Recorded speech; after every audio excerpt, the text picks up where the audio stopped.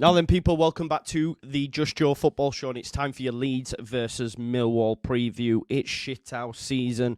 Could a spoiler be on the cards? Well, if one manager is going to spoil the party, it will be Neil Harris. He's been talking it up during his presser. As soon as he was appointed as Millwall manager, people who watch my channel will tell you straight away, I went, oh no. If anyone's going to mess it up, it is going to be this guy. But look, Leeds United are flying. Leeds United they're the best team in the country right now. We do not concede goals. So hopefully this form continues. We pick up 3 points, we beat them by 2+ goals, and we sit top of the tree for the international break. And in order for that to happen, folks, you need to smash a like on this video, subscribe to this channel, so close to 28k now. Of course, get your comments in, and of course, hit that notification bell, and I'll see you on the other side. I don't care. It's 1-0. We're fucking down. 13th in the championship. The takeover happened, as I said it would. People will be... Oh, when have we got Leeds?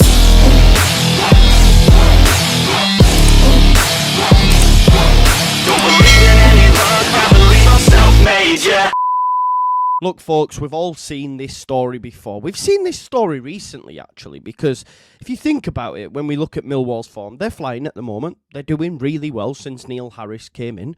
But our most recent result was a 2-0 away win at Sheffield Wednesday. A resurgent Sheffield Wednesday under Danny Farke. They were on a 4-match winning streak, you know, and we went there.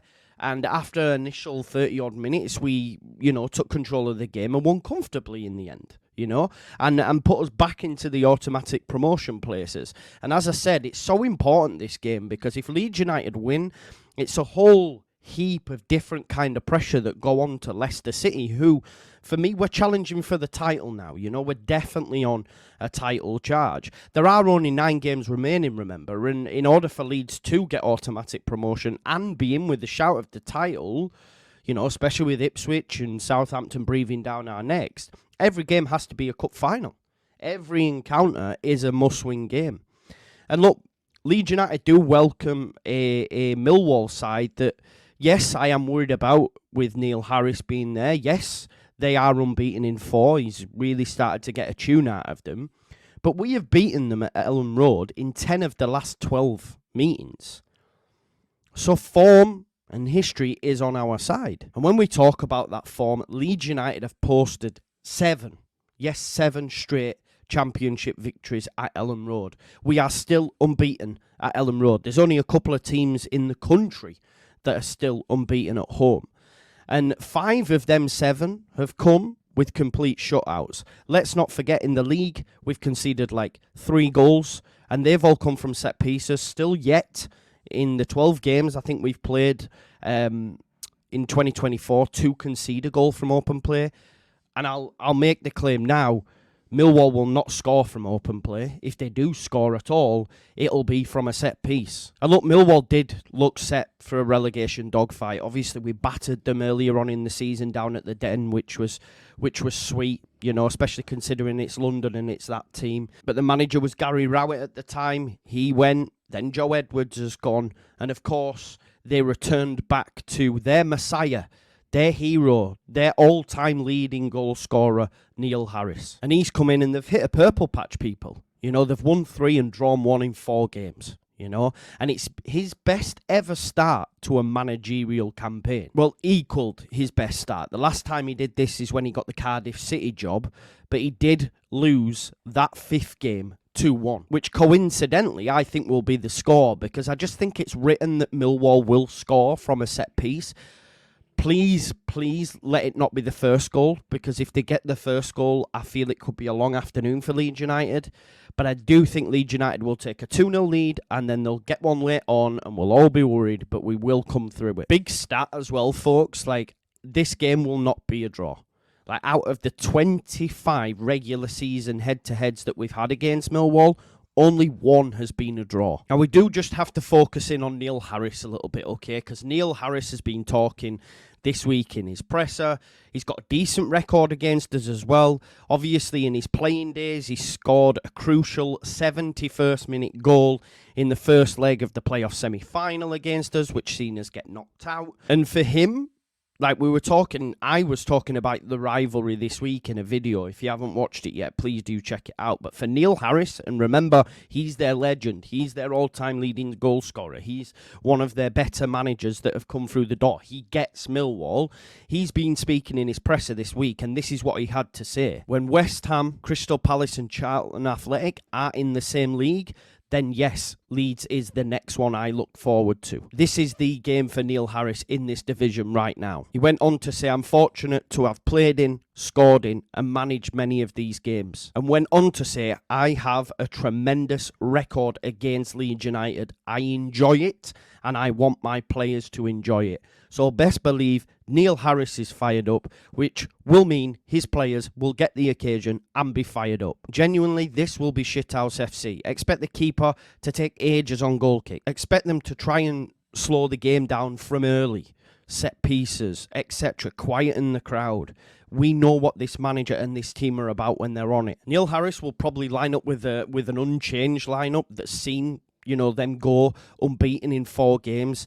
They kept that unbeaten record alive more recently by beating Birmingham late on. Tanganga actually got the goal for them in the 90th minute, and he's been a bit of a revelation. Obviously, Leeds United was spuriously linked during the transfer window, but he's been making waves for them this season. He's really injected fresh energy into that defensive lineup since January. And over these 4 games, him and Jake Cooper have forged a good partnership. But what's quite interesting, folks, Hutchinson came back into the squad last week and was used off the bench against Birmingham. So although they normally and predominantly play with a 4-4-2, I look at it and think, is there a possibility he goes with 5 at the back and just a lone man up top? Probably not, but with Hutchinson, Cooper and Tanganga, I could see him going with 3 centre-backs and then using wing-backs. Maybe I'm totally wrong, but I do think he will come and he will sit them in.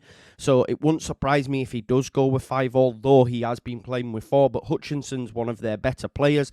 Jake Cooper and Tanganga have performed really well. Can you split that up? Probably not. So could he go with 3 at the back, which will make it even harder for Leeds United to break them down? But we know how they will play. We know what their tactics will be, They're going to try win duels. They'll have defensive compactness, full of hard work, be direct, look for set pieces, play with passion, desire. It ain't going to be easy, but Leeds United have more than enough to beat this Millwall side. We've seen that in the reverse fixture. Yes, different manager, different tactics, but if we play to our game, then Leeds United should be winning this, especially at Ellen Road. I think Daniel Farke, look, I'm recording this before the presser, so things may change, but I do think Daniel Farke will go unchanged unless there's been some injuries.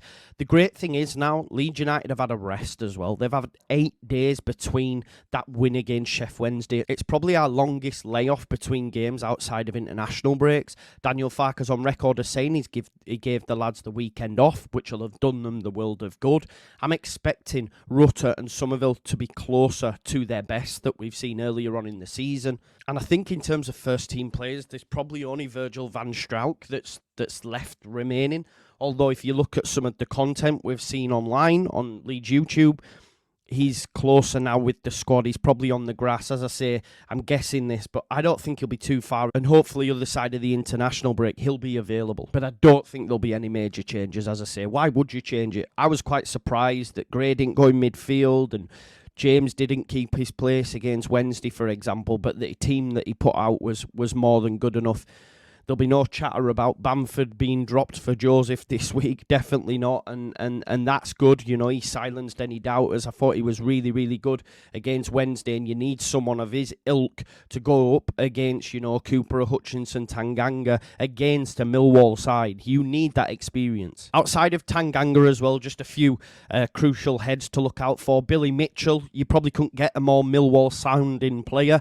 Talented midfielder, brings energy, creativity to the team, but the main man is Jan Fleming. Another midfielder, although he's been playing further forward, I think he's got their most goals this season. He possesses excellent technical skills. He's really great on the ball, has vision, decent playmaking abilities as well, because as I say, he's got a couple of assists this season, so knows how to unlock a defence, but has seen 7 goals. That's been his main contribution this season, so we need to be definitely keeping him quiet. But Leeds United, all told, man for man, 11 versus 11, manager versus manager, have more than enough quality to beat Millwall. I think the biggest thing for me is psychologically, if we win this game, win it by 2 clear goals and go into the international break top of the tree, then, you know, what will that do for Leicester? What kind of pressure does that then put on Ipswich and Southampton to get their results? Obviously, Ipswich play on Saturday. No games for Leicester and Southampton this week. But, you know, it's a totally different kind of pressure. Maybe even so for Leeds, but I just know we've got the best manager for the job. Let's not forget this manager, Daniel Farke, told us, I will look at the table at game 40 when there are 6 games left. Now, if Leeds United do get 2 wins because of Leicester's game in hand, guess where we'll be on game 40? Top of the league. You know, and as I said earlier on in the season, and people mocked it, Southampton and Ipswich fans mocked it, saying, do Leeds United understand the difference with the game in hand? Points over games in hand. Points win your prizes. Guess what? They fluffed the lines, and now we're ahead of the pack. More of the same, please, Leeds United. I suppose it... Look, of course I'd like to sit in top of the tree during the international break, but I did say 2-1 earlier on, but that wouldn't see us go top due to goals scored by Leicester, but yeah, I think they might get one. Let's go 3-1. Let's go 3-1 because we need that 2 clear goals. So 3-1 Leeds United. They will score late on to maybe put the shits up us, but I think we'll have enough. We normally, look, I think we've scored the most goals within the first 25 minutes. Start well. Big Ellen Road crowd. Packed out. Take the game away from them early because the longer they're in it, the worse it'll get. Because believe me, when I say, if anyone's going to shithouse a result at Ellen Road, it will be Neil Harris. But let me know your thoughts in the comments, folks. Please smash a like on the video, subscribe to the channel, get your comments in and hit that notification bell. Don't forget to join me tomorrow for the Ipswich watch-along and, of course, on Sunday for Leeds versus Millwall. And I'll see you in a bit. Peace out. Leeds.